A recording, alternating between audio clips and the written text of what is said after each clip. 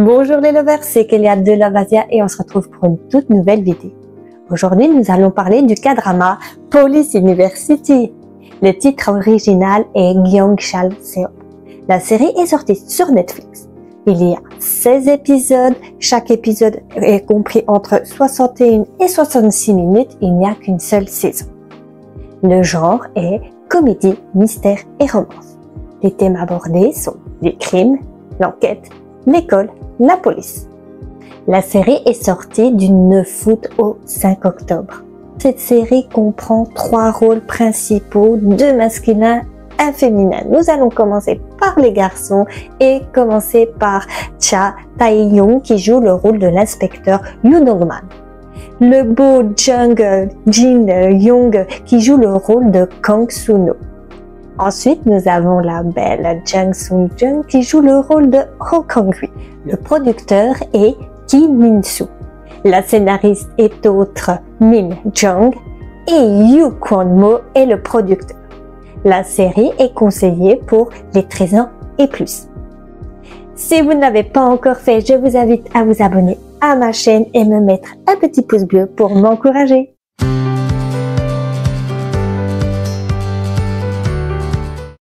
L'inspecteur Yoon Dong-man s'est infiltré dans un casino clandestin. Il veut jouer avec un homme vêtu en jaune, mais cet homme est recherché. Dong-man lui demande de lui prêter de l'argent et qu'il lui rembourserait le double. Mais Dong-man perd toute la somme qu'il avait empruntée.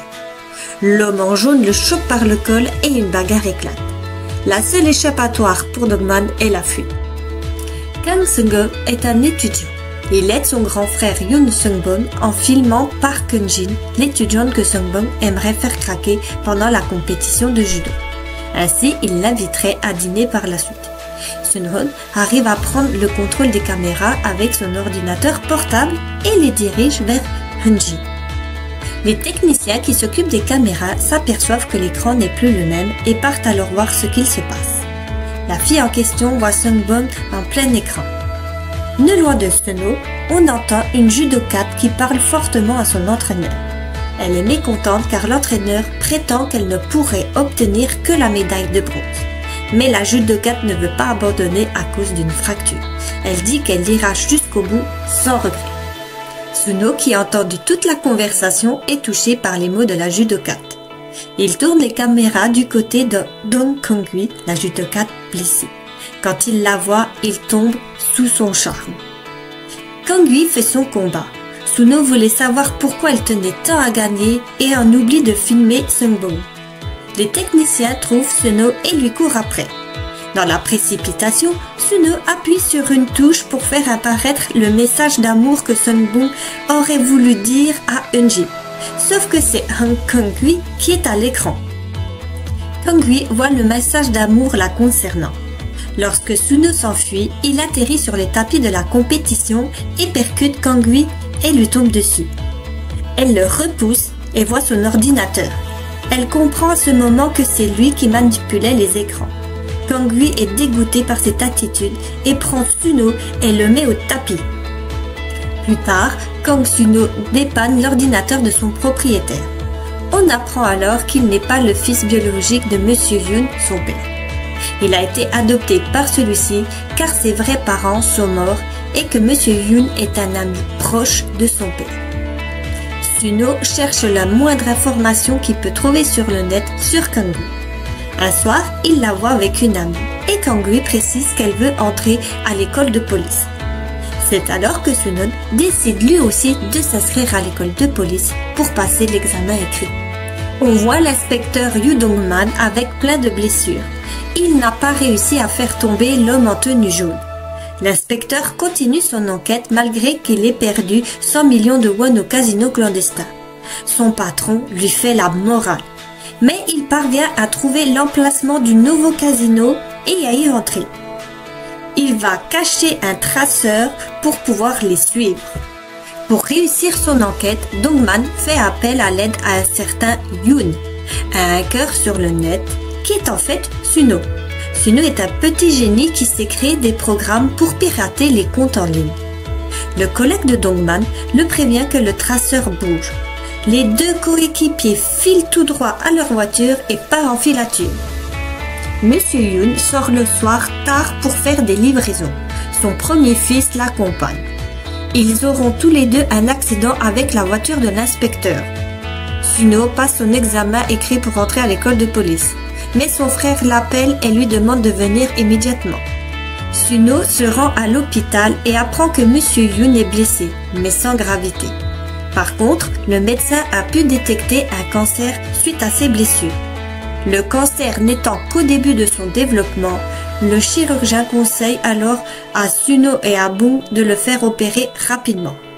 Le problème, c'est que cela coûte cher une opération de ce genre. Ne trouvant personne pour les aider financièrement, Suho trouve l'idée de voler de l'argent aux personnes du casino clandestin. Ainsi, ceux-ci ne pourront pas se plaindre à la police du vol. Suno arrive à transférer les fonds. Et le casino, voyant leur compte piraté, supprime le site du jeu illégal.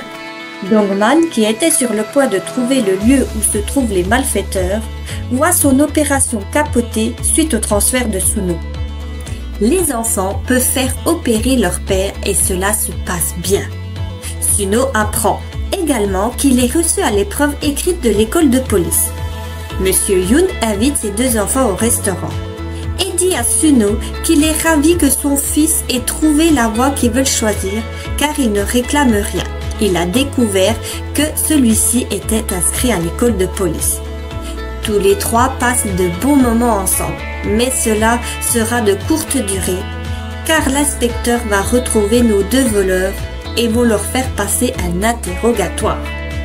Dongman n'arrête pas de faire la morale aux deux garçons qui savent bien les circonstances de leurs actes. Mais Monsieur Yoon va venir supplier l'inspecteur de donner une seconde chance à ses deux enfants. L'inspecteur alors déchire le papier qui allait les boucler et leur dit qu'ils se souviennent de leurs actes et de ne jamais le rencontrer par la suite. Monsieur Yoon emmène Suho afin qu'il passe l'épreuve orale de l'école de police. Il dit alors qu'il est fier de son fils et du choix qu'il a fait. Suno arrivera-t-il à intégrer l'école de police? Et l'inspecteur Dongman arrivera-t-il à capturer les voleurs du casino? Je vous laisse aller voir la suite des épisodes.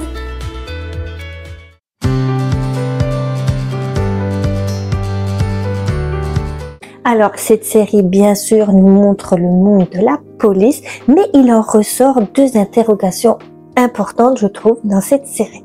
La première interrogation, ce serait pour plus Suno. Quand on est policier, est-ce qu'on doit protéger même ceux qui enfreignent la loi?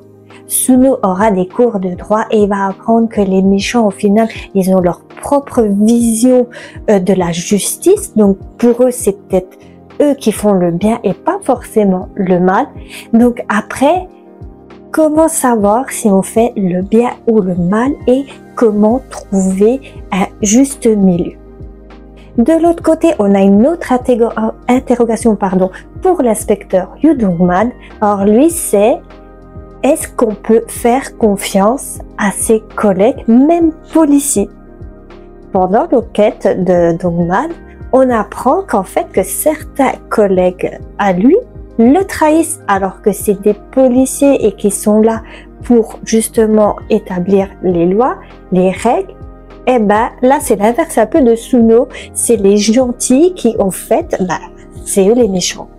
Donc en fait c'est une belle vision en fait de la justice en général. Au final, personne n'est parfait, tout le monde peut commettre des erreurs et c'est surtout une question de point de vue et d'opinion. Voilà, pour tout ça, j'attribue en fait à cette série la note de 18 sur 20. Moi, je l'ai trouvé superbe et surtout ce que j'adore, c'est qu'on nous fait croire qu'en fait, c'est lui le méchant.